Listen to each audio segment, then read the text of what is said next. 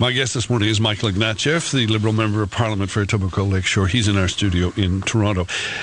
At one point in the week, you said the question of your party's leadership is not of this hour. John Manley in the Globe and Mail yesterday said that Mr. Dion has to leave. So clearly, the question of leadership is very much of this hour, is it not? John Manley is a person that Liberals and Canadians from all walks of life and political persuasions listen to with respect, and he's got every right to put his opinion forward. But at this hour, we have a leader, and I pledged my loyalty to him 2.5 years ago, and I'm not changing that.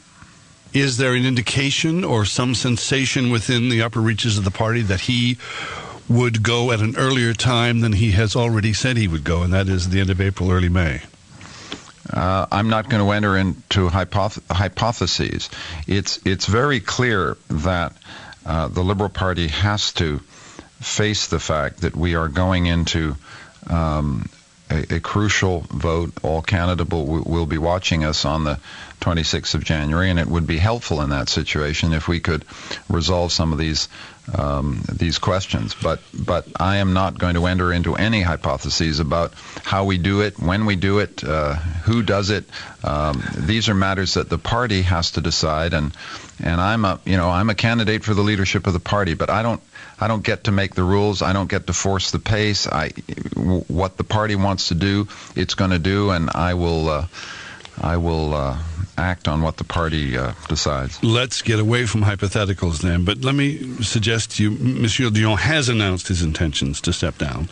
Yes. Which in effect makes him, in the phrase that's used south of the border, a lame duck leader. Doesn't that then make the coalition a lame duck coalition as it's currently constituted? We are getting a lot of opinions to that effect from Canadians, and so Liberals are listening. But again, I'm not going to be drawn on these issues. The party has some decisions to make on this issue, because we're listening to Canadians very carefully and respectfully. And as we listen, we learn and think. And the caucus is going to gather on Tuesday and Wednesday. And I don't want to. I don't want to anticipate what they're going to decide. I've got too much respect for these folks. You know, people talk about herding cats. These are cats that are very uneasy when they're herded, so they got to be treated with respect, and they're going to take a view, and I'm one member of that caucus, and I'm anxious to hear what they have to say. Michael, there's a lot of anxiety among ordinary Canadians, or people who are nervous about both the coalition and the Conservative minority retaining power and the regional splits, one against the other. Can you understand that anxiety? Can you? I don't want to say feel it, but can you understand it?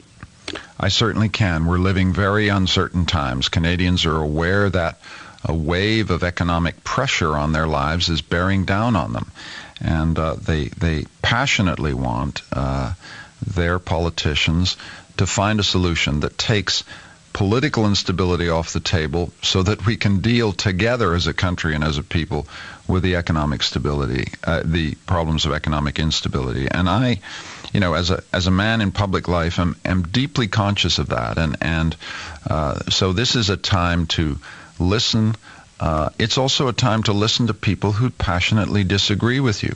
I mean, one of the things I would say, if you ask me why I love my country, I love my country because we are better at dealing with difference, at dealing with disagreement, at dealing with moments when we are not in accord with each other than almost any other country we know. And we've been doing it for 140 years, and I'm utterly confident that we will rise to the occasion this time and find solutions that Canadians will be able to breathe a sigh of relief and say, the men and women we elected did their jobs. And that's the outcome that I think all Canadians are seeking, and that's the outcome that I certainly am seeking. But aren't we staring at questions we thought had been settled a decade ago? The scab has been torn off this ongoing wound of Confederation, of Quebec and the rest of Canada, of the West and Quebec, and all of that.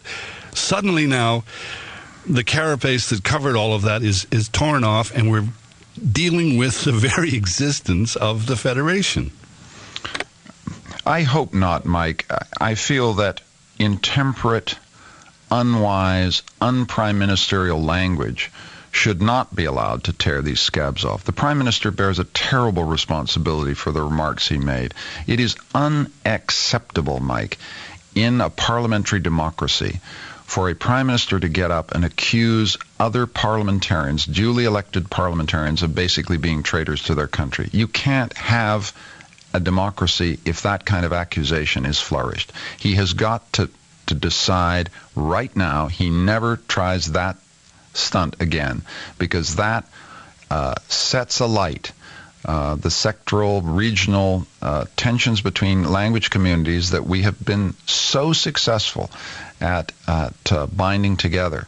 And so he must take his responsibilities here. It's unworthy of a prime minister to do that. But let's keep a perspective here.